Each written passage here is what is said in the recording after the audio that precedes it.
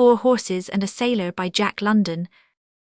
Drive 4 horses, I wouldn't sit behind you, not for $1,000, over them mountain roads.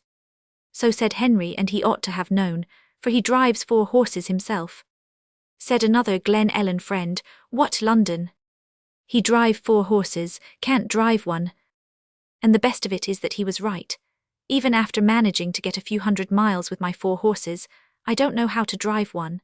Just the other day, swinging down a steep mountain road and rounding an abrupt turn, I came full tilt on a horse and buggy being driven by a woman up the hill. We could not pass on the narrow road, where was only a foot to spare, and my horses did not know how to back, especially uphill. About 200 yards down the hill was a spot where we could pass. The driver of the buggy said she didn't dare back down because she was not sure of the brake, and as I didn't know how to tackle one horse, I didn't try it, so we unhitched her horse and backed down by hand. Which was very well, till it came to hitching the horse to the buggy again. She didn't know how. I didn't either, and I had depended on her knowledge. It took us about half an hour, with frequent debates and consultations, though it is an absolute certainty that never in its life was that horse hitched in that particular way. No, I can't harness up one horse, but I can 4, which compels me to back up again to get to my beginning. Having selected Sonoma Valley for our abiding place, Charmian and I decided it was about time we knew what we had in our own county and the neighboring ones. How to do it was the first question. Among our many weaknesses is the one of being old-fashioned. We don't mix with gasoline very well, and as true sailors should, we naturally gravitate toward horses. Being one of those lucky individuals who carries his office under his hat, I should have to take a typewriter and a load of books along. This put saddle horses out of the running. Charmian suggested driving a span. She had faith in me. Besides, she could drive a span herself. But when I thought of the many mountains to cross, and of crossing them for 3 months with a poor tired span, I vetoed the proposition and said we'd have to come back to gasoline after all. This she vetoed just as emphatically, and a deadlock obtained until I received inspiration. Why not drive 4 horses, I said. But you don't know how to drive 4 horses, was her objection. I threw my chest out and my shoulders back. What man has done I can do, I proclaimed grandly. And please don't forget that when we sailed on the Snark I knew nothing of navigation, and that I taught myself as I sailed. Very well, she said, and there's faith for you. They shall be 4 saddle horses and we'll strap our saddles on behind the rig. It was my turn to object. Our saddle horses are not broken to harness. Then break them. And what I knew about horses, much less about breaking them, was just about as much as any sailor knows. Having been kicked, bucked off, fallen over backward upon, and thrown out and run over on very numerous occasions, I had a mighty vigorous respect for horses, but a wife's faith must be lived up to, and I went at it. King was a polo pony from St. Louis, and Prince a many-gated love horse from Pasadena. The hardest thing was to get them to dig in and pull. They rollicked along on the levels and galloped down the hills, but when they struck an upgrade and felt the weight of the breaking cart, they stopped and turned around and looked at me. But I passed them, and my troubles began. Milder was 14 years old, an unadulterated bronco, and in temperament was a combination of mule and jackrabbit blended equally. If you pressed your hand on her flank and told her to get over, she lay down on you. If you got her by the head and told her to back, she walked forward over you. And if you got behind her and shoved and told her to get up, she sat down on you. Also, she wouldn't walk.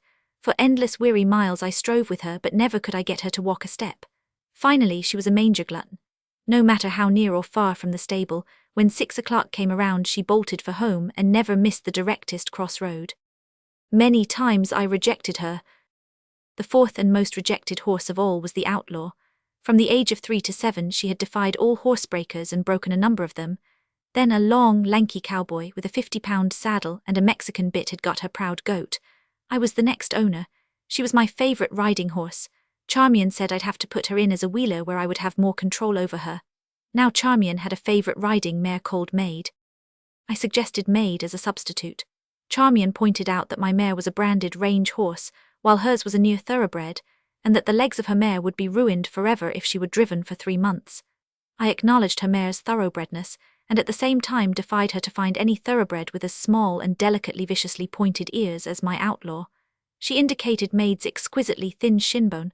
I measured the Outlaw's. It was equally thin, although I insinuated, possibly more durable. This stabbed Charmian's pride.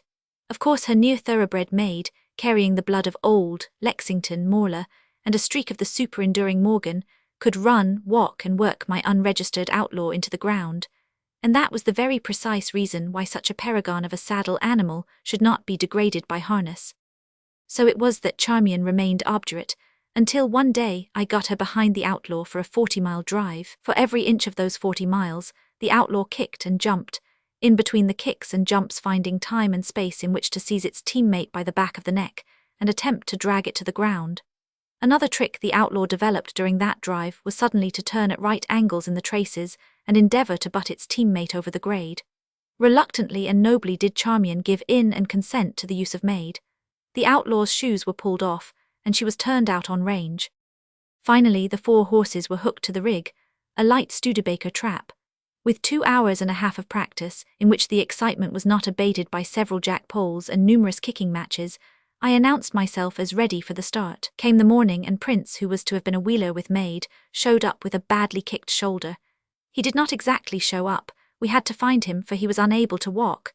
His legs swelled and continually swelled during the several days we waited for him. Remained only the outlaw. In from pasture she came, shoes were nailed on, and she was harnessed into the wheel. Friends and relatives strove to press accident policies on me, but Charmian climbed up alongside, and Nakata got into the rear seat with the typewriter.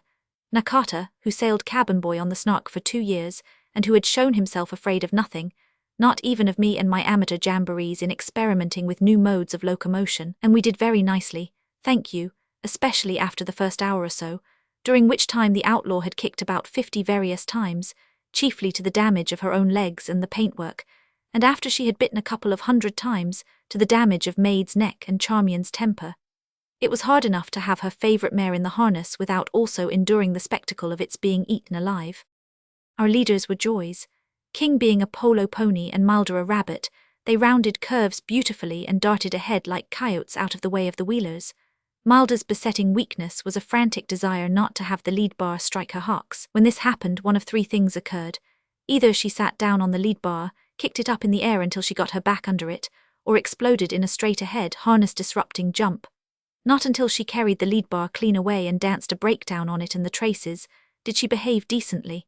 Nakata and I made the repairs with good old-fashioned bale rope, which is stronger than wrought iron any time, and we went on our way.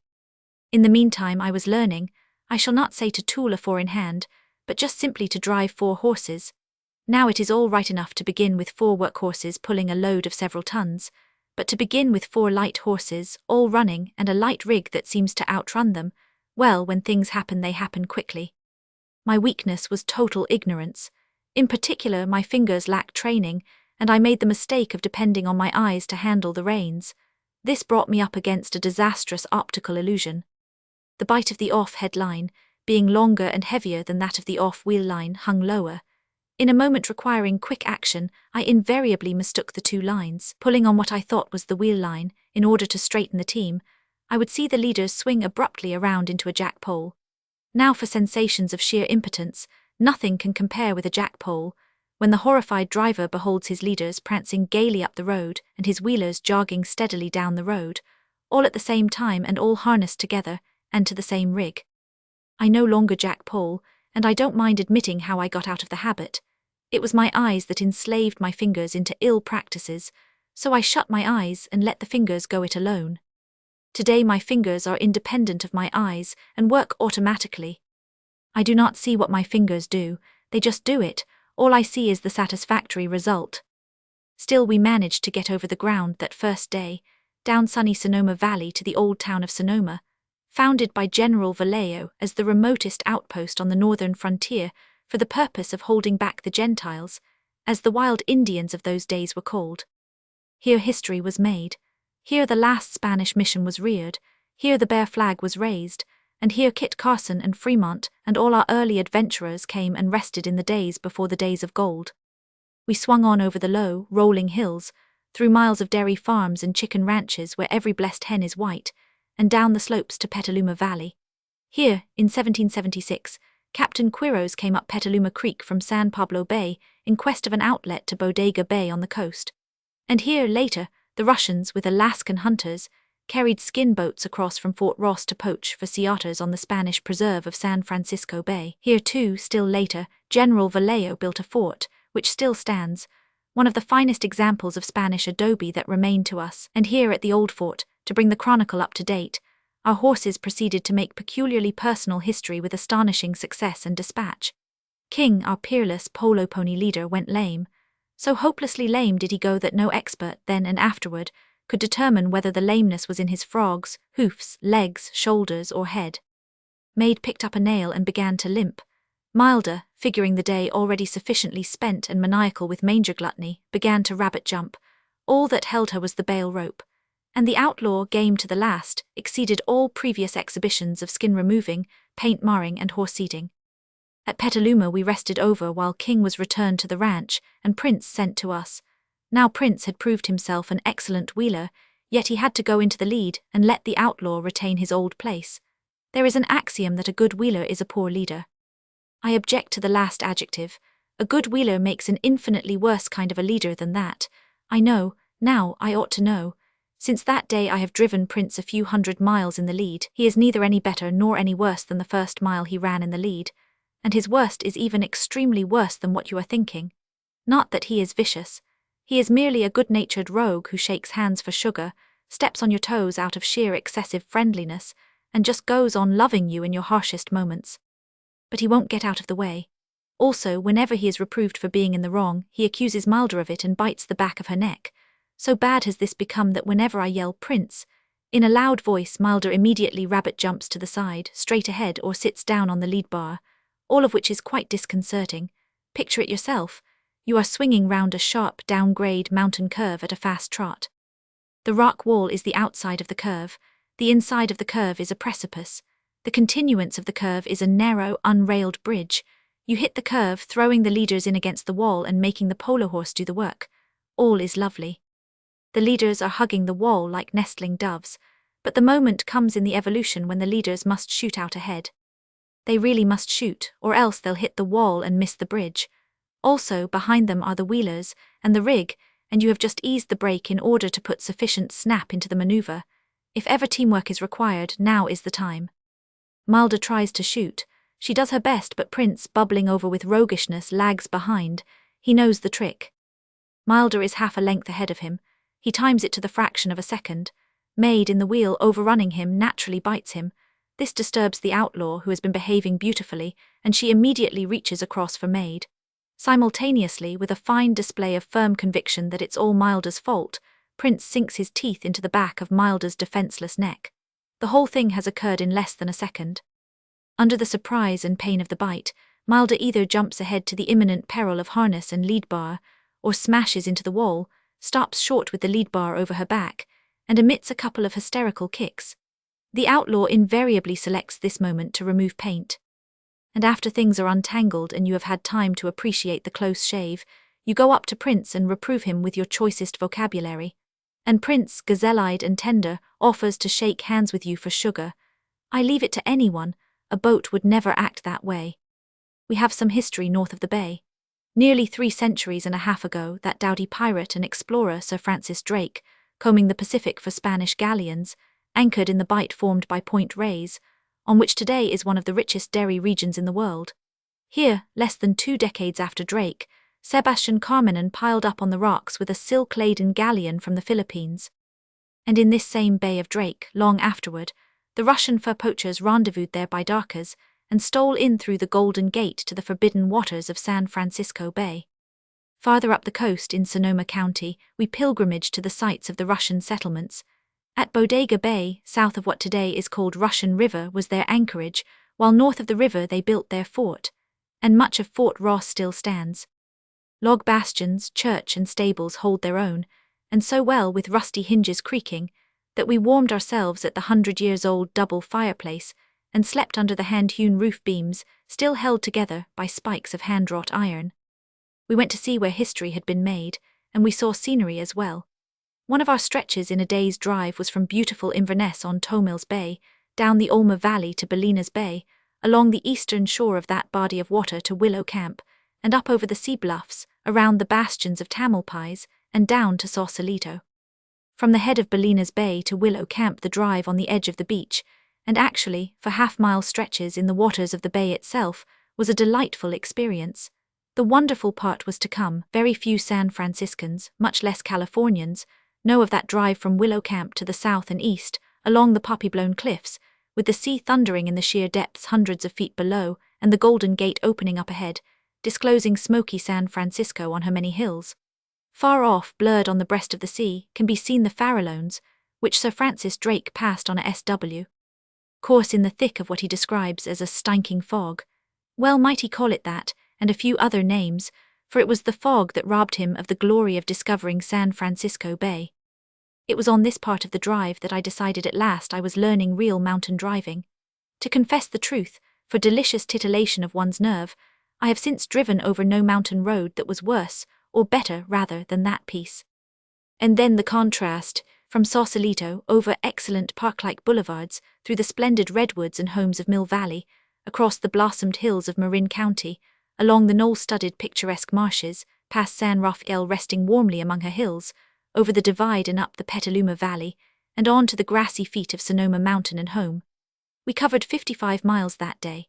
Not so bad, for Prince the Rogue, the paint-removing outlaw, the thin-shanked thoroughbred and the rabbit jumper. And they came in cool and dry, ready for their mangers and the straw. Oh, we didn't stop. We considered we were just starting, and that was many weeks ago.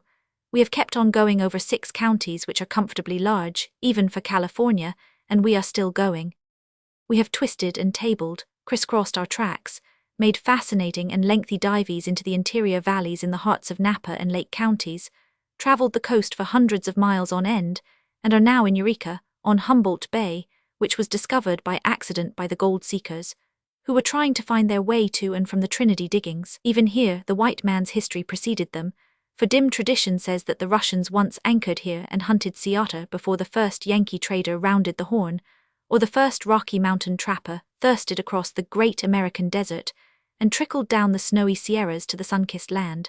No, we are not resting our horses here on Humboldt Bay. We are writing this article, gorging on abalones and mussels, digging clams, and catching record-breaking sea trout and rock cod in the intervals in which we are not sailing, motorboating and swimming in the most temperately equable climate we have ever experienced. These comfortably large counties, they are veritable empires. Take Humboldt, for instance. It is 3 times as large as Rhode Island, 1.5 times as large as Delaware, almost as large as Connecticut, and half as large as Massachusetts. The pioneer has done his work in this north of the Bay region. The foundations are laid, and all is ready for the inevitable inrush of population and adequate development of resources, which so far have been no more than skimmed, and casually and carelessly skimmed at that.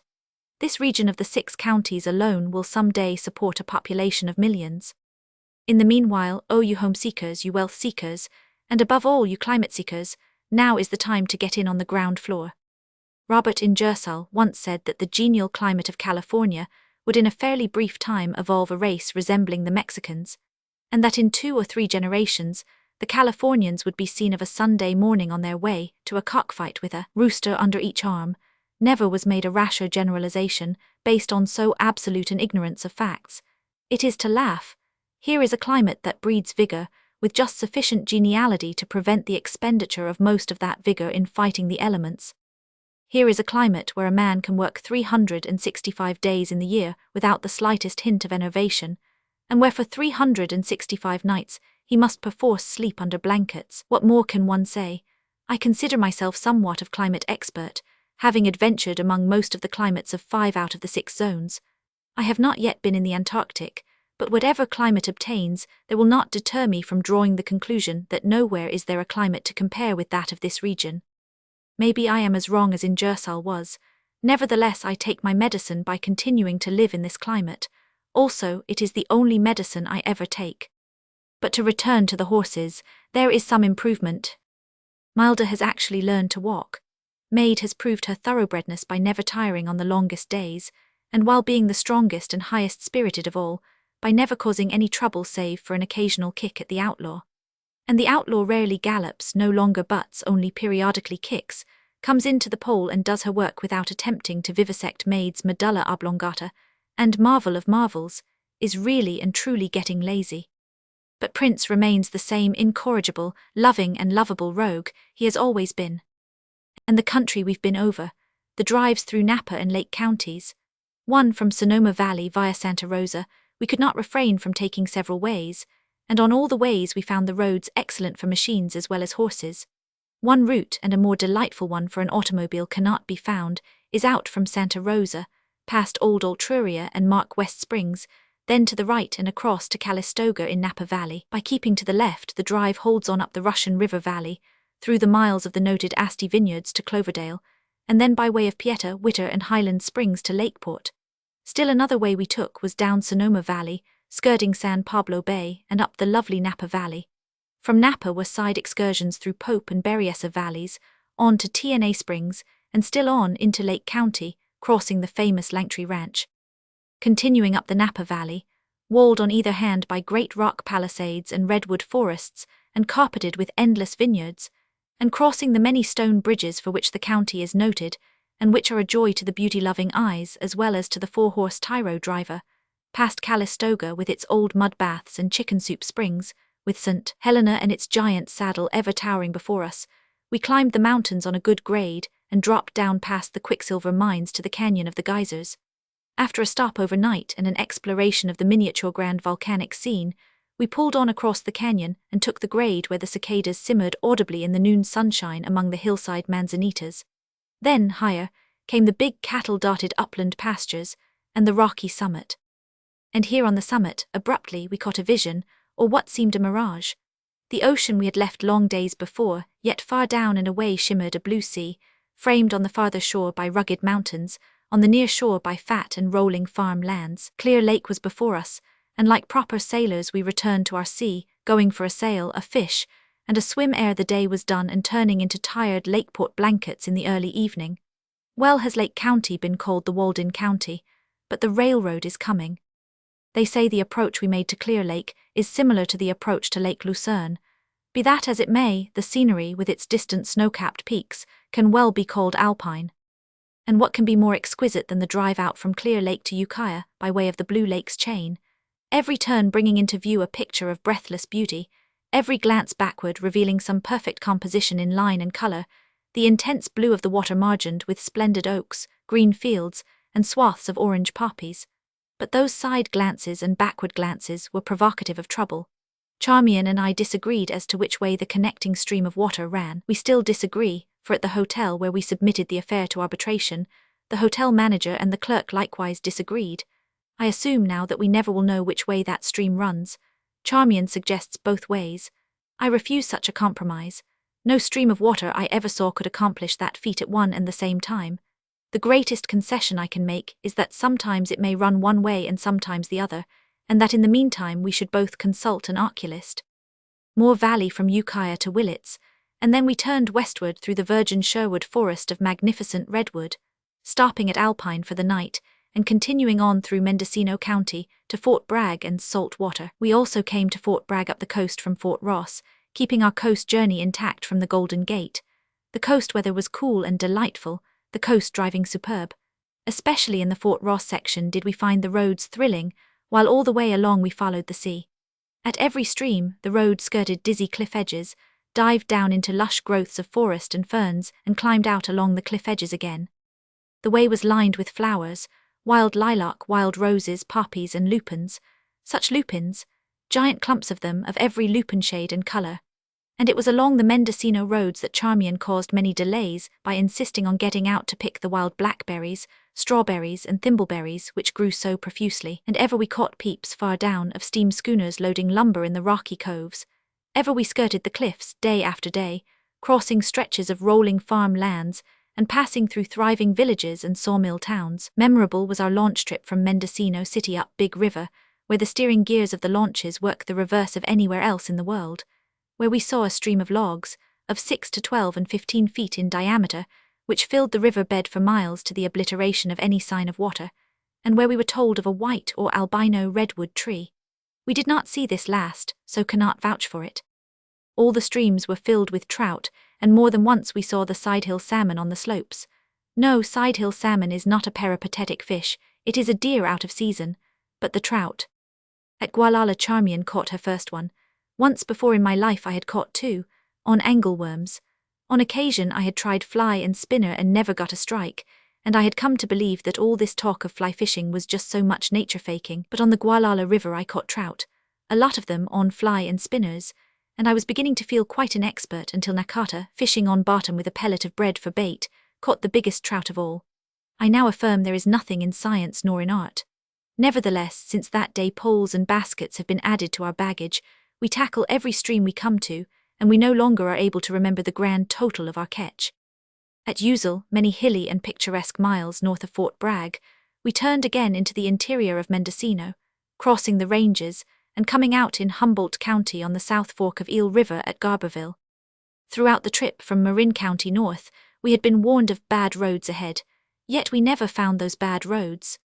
We seemed always to be just ahead of them or behind them. The farther we came the better the roads seemed, though this was probably due to the fact that we were learning more and more what 4 horses and a light rig could do on a road. And thus do I save my face with all the counties. I refuse to make invidious road comparisons.